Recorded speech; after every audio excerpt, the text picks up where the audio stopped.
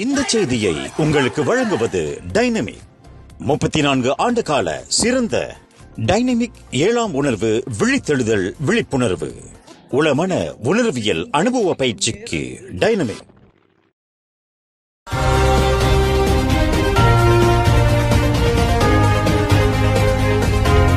வணக்கம். திசைகளின் 5 மணி செய்திகள். ஒரு தம்பதியர் உட்பட 4 சமூக வலைதள பிரபலங்களின் 20 வங்கி கணக்குகள் முடக்கம். சமூக வலைதளங்களில் பிரபலமாக விளங்கும் ஒரு தம்பதியர் உட்பட 4 பேரின் 20 வங்கி கணக்குகளை மலேசிய ஊழல் தடுப்பு ஆணையமான SPRM அதிரடியாக முடக்கியுள்ளது. பொதுமக்கள் வழங்கிய நன்கொடையை தவறாக பயன்படுத்தியது தொடர்பான விசாரணைக்கு உதவும் வகையில் அந்த 4 பிரபலங்களின் வங்கி கணக்குகள் முடக்கப்பட்டுள்ளன. 7,40,000 வெள்ளி தொடர்பில் மொத்தம் 20 வங்கி கணக்குகள் முடக்கப்பட்டுள்ளதாக SPRM வட்டாரம் தெரிவித்துள்ளது.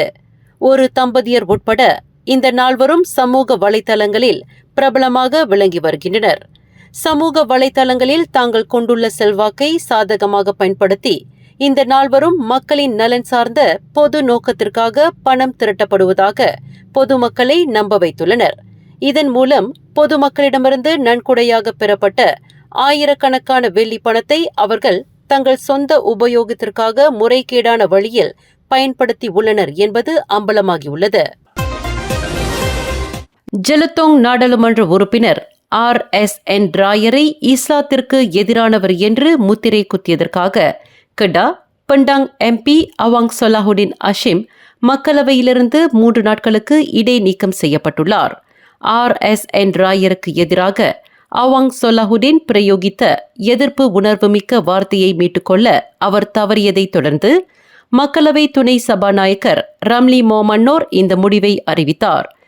RSN ராயருக்கு எதிராக தாம் பயன்படுத்திய அந்த வார்த்தையை மீட்டுக்கொள்ள முடியாது என்று அவாங் சொலாஹுடின் பிடிவாதமாக இருந்ததை தொடர்ந்து அவரை தற்காலிகமாக இடைநீக்கம் செய்வதாக துணை சபாநாயகர் உத்தரவு பிறப்பித்தார். நாடாளுமன்ற விவாதத்தின் போது கெடா மாநிலத்தில் சூதாட்டத்தையும் நம்பர் கடைகளையும் தற்காக்க முயற்சிக்கும் DAPயை சேர்ந்த RSN ராயர் இஸ்லாத்திற்கு எதிரானவர் என்று அவாங் சொலாஹுடின் முத்திரை குத்தினார். அல்லாஹ் என்ற வார்த்தையை காட்சியகப்படுத்தும் காலுறையை விற்பனை செய்து முஸ்லிம் மக்களிடையே வெறுப்புணர்வை ஏற்படுத்தியதாக குற்றச்சாட்டப்பட்டு இருந்த KK சூப்பர்மார்ட் சங்கிலி தொடர்பு கடைகள் குழுமத்தின் தோற்றுனர், அவரின் மனைவி மற்றும் இதர 3 இயக்குநர்கள் ஆகிய 5வரை ஷாலாம் செஷன்ஸ் நீதிமன்றம் அனைத்து குற்றச்சாட்டுகளிலிருந்து இன்று விடுதலை செய்தது. சர்ச்சைக்குரிய காலுறையை விற்பனை செய்த நிறுவனம் மற்றும் அந்த காலுறையை விநியோகித்த நிறுவனம் என்ற அடிப்படையில் 2 நிறுவனங்கள் சம்பந்தப்பட்ட 5வருக்கு எதிரான குற்றச்சாட்டுகள் தொடர்பில் அவர்கள் கடந்த மே 17ஆம் தேதி சட்டத்துறை அலுவலகத்தில் சமர்ப்பித்த பிரதிநிதித்துவ மனு ஏற்றுக்கொள்ளப்பட்டுள்ளது. இதனைத் தொடர்ந்து அந்த 5வரையும் குற்றச்சாட்டுகளிலிருந்து விடுதலை செய்வதற்கு நீதிமன்றம் அனுமதி அளித்தது.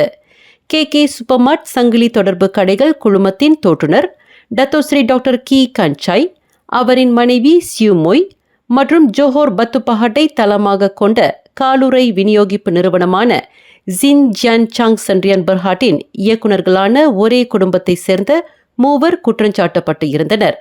குற்றவாளி என்று நிரூபிக்கப்பட்டால் கூடியபட்சம் ஓராண்டு சிறை அல்லது அபராதம் விதிக்க வகை செய்யும் குற்றவியல் சட்டம் 298வது பிரிவின் கீழ் 5வரும் குற்றச்சாட்டை எதிர்நோக்கியிருந்தனர். சம்பந்தப்பட்டவர்களின் பிரதிநிதித்துவ மனுவை தொடர்ந்து அவர்களுக்கு எதிரான குற்றச்சாட்டை மீட்டுக்கொள்ள சட்டத்துறை அலுவலகம் முடிவு செய்து இருப்பதாக பிராசிக்யூஷன் தரப்பு நீதிமன்றத்தில் தெரிவித்தது. எனினும் காலுறையை விற்பனை செய்த KK சூப்பர்மார்ட், சூப்பர் ஸ்டோர் மற்றும் காலுறையை விநியோகித்த ஜியான் ஜியான் சாங் ஆகிய நிறுவனங்களுக்கு நீதிமன்றம் தலா 60,000 வெள்ளி அபராதம் விதித்தது. கடந்த 2009ஆம் ஆண்டு மலேசிய ஊழல் தடுப்பு ஆணையமான SPRM காவலில் இருந்தபோது இறந்து போன அரசியல் உதவியாளர் தியோ பெங் ஹோக் மரணம் தொடர்பில் நீதி கேட்டு மனித உரிமை போராட்டவாதிகள் இன்று காலையில் நாடாளுமன்ற கட்டடத்தை நோக்கி அணிவகுத்து சென்றனர். எனினும் நாடாளுமன்ற கட்டடத்தின் வேலியிலிருந்து 100 மீட்டருக்கு முன்னதாகவே அந்த மனித உரிமை போராட்டவாதிகளை போலீசாரும் ரேலா படையினரும் மனித சங்கிலியின் மூலம் தடுத்து நிறுத்தினர். 15 ஆண்டுகளுக்கு முன்பு மர்மமான முறையில் இறந்து கிடந்த தியோ பெங் ஹோக் மரணம் தொடர்பில் நீதி கேட்டு அவர்கள் மகஜர் ஒன்றை சமர்ப்பிக்க முற்பட்டனர். எனினும் மகஜர் சமர்ப்பிப்பதாக இருந்தாலும் நாடாளுமன்ற நிர்வாகத்திடம் முன்கூட்டியே அனுமதி பெற வேண்டும் என்று அவர்களுக்கு அறிவுறுத்தப்பட்டது. SPRM-இன் முக்கிய சாட்சியான தியோ பெங் ஹோக் அந்த ஆணையத்தின் கட்டடத்திலிருந்து குதித்து தற்கொலை செய்து கொண்டதாக கடந்த 2011ஆம் ஆண்டு அமைக்கப்பட்ட அரச விசாரணை ஆணையத்தின் விசாரணையில் தெரிவிக்கப்பட்டு இருந்தது. 10 ஆண்டுகளுக்கு முன்பு 96,780 வெள்ளி மதிப்புள்ள நிறுவன சொத்துக்களை தவறாக பயன்படுத்தியதாக நிறுவனத்தின் முன்னாள் இயக்குனர் ஒருவர் பட்டர்வர்த் செஷன்ஸ் நீதிமன்றத்தில் இன்று குற்றஞ்சாட்டப்பட்டார். நீதிபதி ஜுல் ஹஸ்மி அப்துல்லா முன்னிலையில் நிறுத்தப்பட்ட கமருசமான் கமலுடின் என்ற 51 வயதுடைய அந்த முன்னாள் இயக்குனருக்கு எதிராக மொத்தம் 4 மோசடி குற்றச்சாட்டுகள் கொண்டு வரப்பட்டுள்ளன.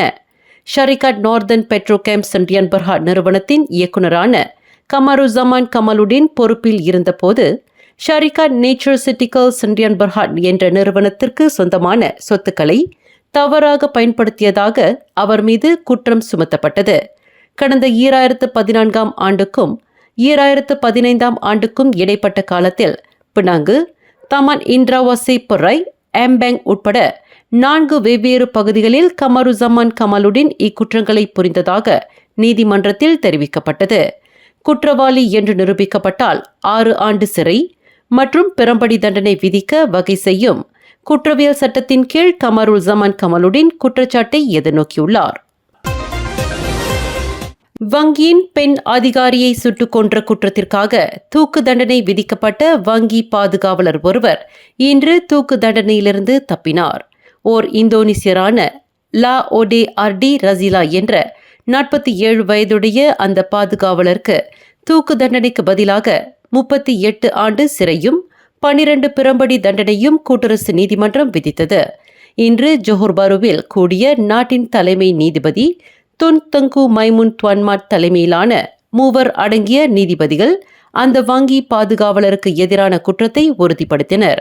கடந்த 2013ஆம் ஆண்டு நவம்பர் 10ஆம் தேதி சுபங்ஜயா USJ சென்ட்ரல், ஜலன் சென்ட்ரல் 2இல் உள்ள எம்பேங் கட்டடத்தில் 37 வயதுடைய வங்கி பெண் அதிகாரி நோராஜிதா அபு தாலிப் என்பவரை சுட்டுக் கொன்ற பின்னர் வங்கியிலிருந்து 5 லட்சம் வெள்ளி ரொக்கத்தை கொள்ளையிட்டதாக லா ஓடே ஆர்டி ரசிலா குற்றஞ்சாட்டப்பட்டார். அந்த நபர் மலேசிய பிரஜையின் போலி அடையாள கார்டை பயன்படுத்தி அந்த வங்கியில் பாதுகாவலராக வேலை செய்து வந்ததும் கண்டுபிடிக்கப்பட்டது. தங்கள் வசம் 40 தேங்காய்களை வைத்திருந்தது தொடர்பில் விளக்கம் அளிக்க தவறியதற்காக 2 நபர்களுக்கு தலோ இந்தான் மேஜிஸ்ட்ரேட் நீதிமன்றம் இன்று 14 நாட்கள் சிறை தண்டனை விதித்தது. மேஜிஸ்ட்ரேட் தி அஸ்வினி முன்னிலையில் நிறுத்தப்பட்ட 50 வயது வி சுப்பிரமணி மற்றும் 34 வயது முகமது அமீர் ரஷீத் மஸ்ரி ஆகிய இருவரும் தங்களுக்கு எதிரான குற்றத்தை ஒப்புக்கொண்டனர். கடந்த ஜூலை 12ஆம் தேதி இரவு 8 மணியளவில் பேராக், பகண்டத்தோ, ஹுத்தான் மலிந்தாங்கில் திருடியதாக நம்பப்படும் அந்த 40 தேங்காய்களுடன் பிடிபட்ட அந்த இருவரும் அந்த தேங்காய்கள் எப்படி கிடைத்தன என்பது குறித்து விளக்கம் அளிக்க தவறிவிட்டனர் என்று குற்றச்சாட்டில் தெரிவிக்கப்பட்டது. மேலும் செய்திகளை தெரிந்து கொள்ள கீழே இருக்கும் பெல் பட்டனை அழுத்துங்கள். உங்கள் மகிழ்ச்சியை வெளிப்படுத்த லைக் மற்றும் ஷேர் செய்யுங்கள். தொடர்ந்து திசைகளோடு இணைந்திருக்க சப்ஸ்கிரைப் செய்யுங்கள்.